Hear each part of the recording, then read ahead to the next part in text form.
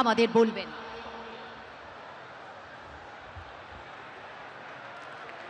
শিলিগুড়ি নিবাসী শ্রী মাখনলাল সরকার সবরই প্রতীক্ষার মতো দীর্ঘ প্রতীক্ষা।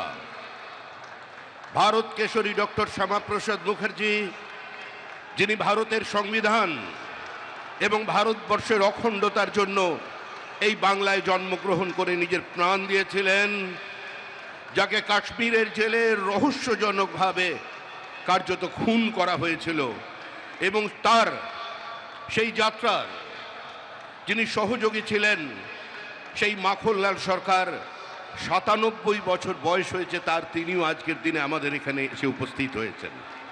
শ্রী মাখনলাল সরকার তারপরে দিল্লিতে একটি দেশাত্মবোধক গান গাওয়ার জন্য দিল্লি পুলিশ তাকে গ্রেপ্তার করে। কংগ্রেসের সরকার নিয়ে যাওয়া হয় বিচারালয়ে। বিচারপতি বলেন তার উকিলের পরামর্শে যে ক্ষমা চান, আপনার মুক্তি দেব। কিন্তু মাখনলাল সরকার বলেছিলেন আমি কোনো অপরাধ করিনি, সুতরাং আমি একটা গান গেয়েছি।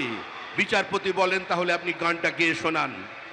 সেদিনের অপ্রাপ্তবয়স্ক মাখনলাল সরকার সেই গানটি গেয়ে শোনান, এবং তারপর বিচারপতি নির্দেশ আমাদের বলবেন।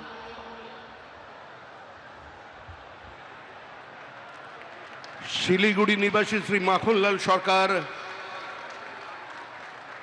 সবরই প্রতীক্ষার মতো দীর্ঘ প্রতীক্ষা।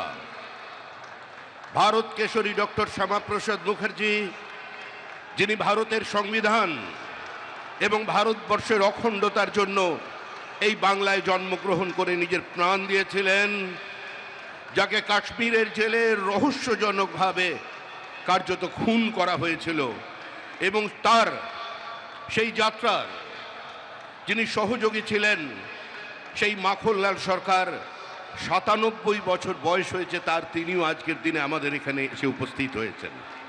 শ্রী মাখনলাল সরকার তারপরে দিল্লিতে একটি দেশাত্মবোধক গান গাওয়ার জন্য দিল্লি পুলিশ তাকে গ্রেপ্তার করে। কংগ্রেসের সরকার নিয়ে যাওয়া হয় বিচারালয়ে। বিচারপতি বলেন তার উকিলের পরামর্শে যে ক্ষমা চান, আপনার মুক্তি দেব। কিন্তু মাখনলাল সরকার বলেছিলেন আমি কোনো অপরাধ করিনি, সুতরাং আমি একটা গান গেয়েছি। বিচারপতি বলেন তাহলে আপনি গানটা গেয়ে শোনান। সেদিনের অপ্রাপ্তবয়স্ক মাখনলাল সরকার সেই গানটি গেয়ে শোনান, এবং তারপর বিচার